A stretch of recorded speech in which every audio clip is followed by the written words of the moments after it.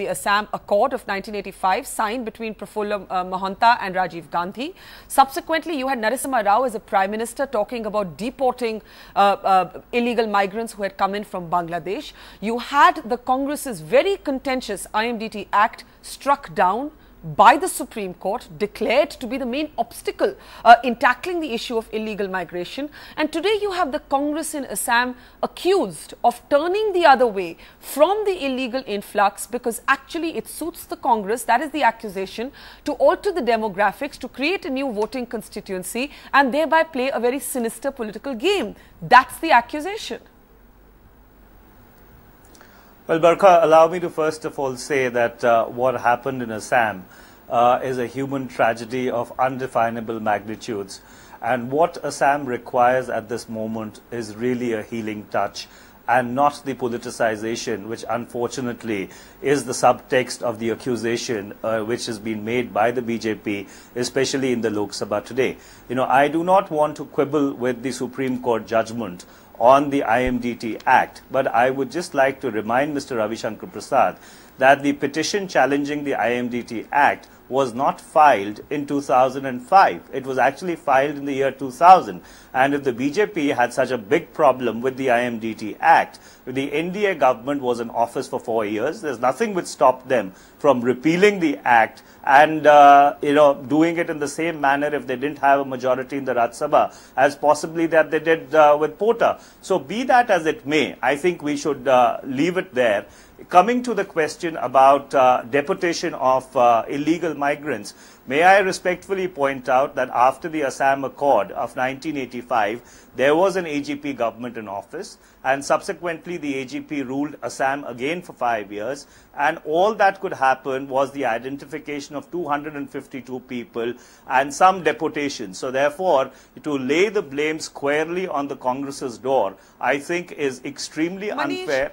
What you are seeing today, unfortunately, is an attempt by the BJP, implicitly, without admitting it explicitly, to communalize a human tragedy, and coming as it did, from their their senior-most leader, I think, for the lack of a better word, was indeed most unfortunate and uncalled for. Okay. What the people of Assam want to hear, especially the ones who have been displaced, the ones who are homeless, is a certain amount of unanimity, a certain human touch which needs to be applied, because unfortunately, Assam is a kaleidoscope of about 52 different ethnicities. There have been conflicts which have taken place in the past, and each of those conflicts, even in the area where it has happened now, cannot be characterized by any stretch of imagination as really a conflict only limited to outsiders and people who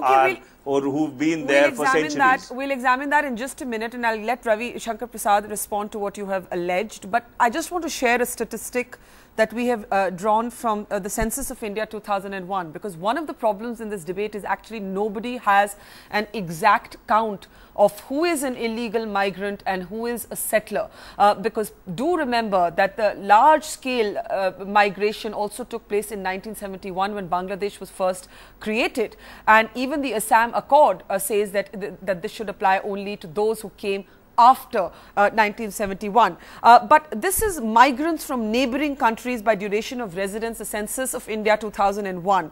And out of the 50 lakh plus migrants that have come into India, and this is for both of you, Manish and Ravi, we have more than 30 lakhs that have come in from Bangladesh alone. And the second largest number is actually from Nepal, which closely follows at about 6 lakhs. So, Manish, while you may have a legitimate question in saying to Ravi Shankar Prasad that your subtext is communal, what is the Congress's position? Because it's not clear. It was a Congress Prime Minister that signed the Assam Accord and said that those who came in illegally after 71 must go back. Is it your position that today, in the aftermath of this tragedy, because there are lakhs of Muslims who may be settlers, who may be illegal migrants in the relief camp, living in abject conditions, this is not the time to talk about deportation? The Congress isn't taking a clear position. Well, let me tell you, the position is as follows.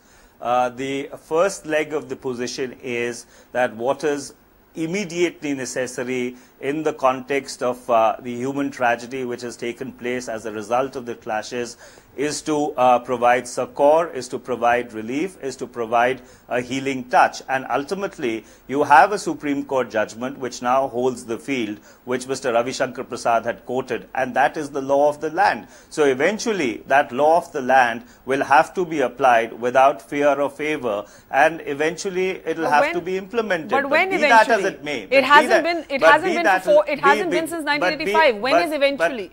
But be that as well, this judgment only came in 2005, Barkha. But be that as it may, Assam Accord was I signed think in when 85. you go down to the ground, Yes. to really sift the wheat from the chaff, or to really identify as to who is an illegal migrant and who deserves to be deported. I think that testimony was very eloquently given, just in the narration before we started on this debate, when people in relief camps said that all the documentation which they had, which proved that they were Indian citizens, unfortunately got burnt. So therefore, there is a human problem on the ground, which needs to be tackled as you go ahead and implement the Supreme Court order. Let me take this to Ravi Shankar Prasad. We also have Asauddin Owaisi joining us on the panel. But Ravi Shankar Prasad, to you first.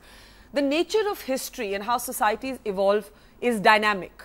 For example, at one time, my family could have been called a refugee family because we migrated when Pakistan was created. Similarly, there are families today who would say that they consider themselves Indian even though they migrated into Lower Assam in 1971 was Bangladesh was created, a country that India helped create.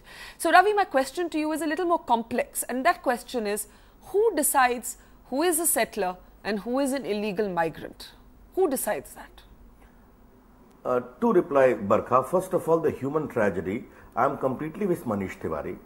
What prevents the Tarun Gogoi government from giving medical relief to those even illegal migrants in camps? It's a human tragedy. Why there are no doctors? Why there is no medicine? That is a very important issue. At least that will not elude consensus at all. Now, as far as the second part is concerned, Barkha, you are very right. And therefore, this 71, why this 1971 was there?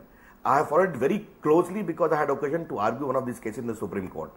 1971 was keeping Bangladesh creation in mind.